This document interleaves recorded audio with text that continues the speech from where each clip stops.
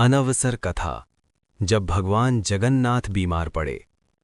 पुरी, नीलाचल धाम, जहां समुद्र की हर लहर जय जगन्नाथ कहती है, जहां हवा में भक्ति घुली रहती है और जहां भगवान केवल पूजे नहीं जाते, यहां वे अपने भक्तों के साथ जीते हैं। क्या आपने कभी सोचा है, जिसे हम अनंत कहते हैं, जिसे रोग, दुख, मृत्यु छू भी नहीं सकती, वही भगवान एक दिन बीमार पड़ सकते हैं? ये कहानी है उस रहस्यमयी लीला की जिसे अनवसर कथा कहा जाता है।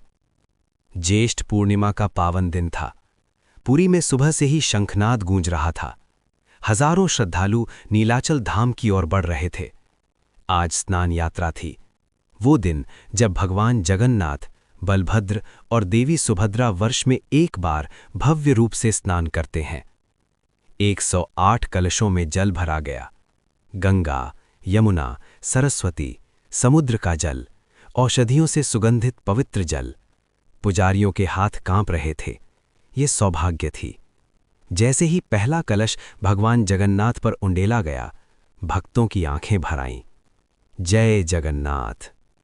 घंटियां बजीं, शंख गूंजे, जल की धाराएं भगवान के नेत्रों, मस्तक और शरीर पर गिरने लगीं। 1, 2, 10, 50 और फिर पूरे 108 कलश। स्नान पूर्ण हुआ, पर उसी क्षण मंदिर के गर्भगृह में एक अजीब सी शांति छा गई। मुख्य पुजारी ने ध्यान से देखा। भगवान के नेत्रों की चमक कुछ मंद पड़ गई थी। उन्होंने धीरे से कहा, प्रभु। कोई उत्तर नहीं। भगवान की देह शांत थी, जैसे गहन विश्राम में हो। राजवैद्य को बुलाया गया। उन्होंने नाड़ी देखी, औषधियां सुंघाईं और सिर झुका लिया। प्रभु को ज्वर है। ये शब्द बिजली बनकर मंदिर में फैल गया। भगवान बीमार? उसी दिन निर्णय हुआ, भगवान अनवसर में जाएंगे। अनवसर अर्थात भगवान का विश्राम काल। लगभग 15 दिनों तक भगवान किसी को दर्शन नहीं देंगे। मंदिर के मुख्य द्वार बंद रहेंगे। कोई सार्वजनिक आरती नहीं, कोई श्रृंगार नहीं। भगवान मानव की तरह आराम करेंगे। जब ये समाचार बाहर पहुंचा, भक्त स्तब्ध रह गए। मंदिर के बाहर भीड़ जमा हो गई।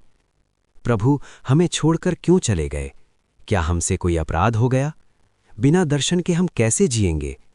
कई भक्त रो पड़े। पर भगवान छिपे नहीं थे। वे भक्तों की भक्ति को और गहरा करने आए थे। अनवसर काल में केवल दैतापति सेवकों को भगवान की सेवा का अधिकार होता है, क्योंकि वे स्वयं को भगवान का परिवार मानते हैं। वे दिन रात भगवान के पास रहते, ठंडी पट्टियां रखते, जड़ी बूटियों का लेप लगाते, धीरे धीरे भजन गुनगुनाते, राजवैद्य औषधियां बनाते, काढ़े, चूर्ण, रस, सब कुछ विधि से, सब कुछ प्रेम से। भगवान के नेत्रों पर विशेष औषधीय पट्टी बांधी गई। कहा जाता है, ये पट्टी केवल औषधि नहीं, ये रहस्य है। मंदिर के बाहर एक गरीब भक्त रोज आता था।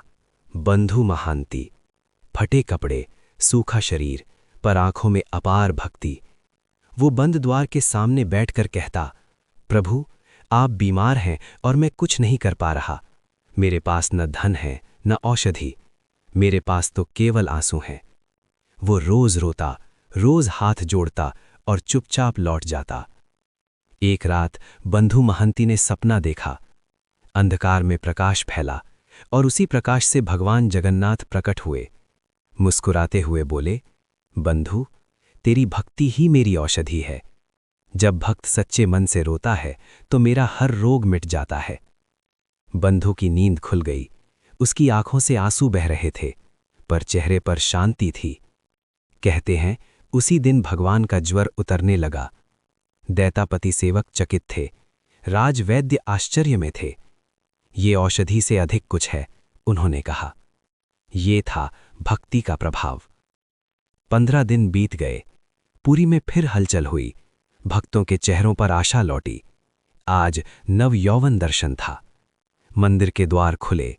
भगवान जगन्नाथ नए रूप में प्रकट हुए। नवीन श्रृंगार, तेजस्वी नेत्र, अद्भुत आभा। ऐसा लगा जैसे भगवान फिर से युवा हो गए हों। भक्तों ने एक स्वर में पुकारा, जय जगन्नाथ। उस क्षण हर दुख, हर पीड़ा भक्ति में विलीन हो गई। भगवान ने मौन में संदेश दिया, मैं अजर अमर हूं, पर मैं तुम्हें ये सिखाने आता हूं कि मैं तुमसे दूर नहीं। मैं तुम्हारे दुख समझता हूं, मैं तुम्हारे जैसा बनकर तुम्हें अपनाता हूं। अनवसर कथा हमें यही सिखाती है, भगवान केवल सिंहासन पर नहीं बैठते, वे हमारे कष्टों में हमारे साथ लेटते हैं।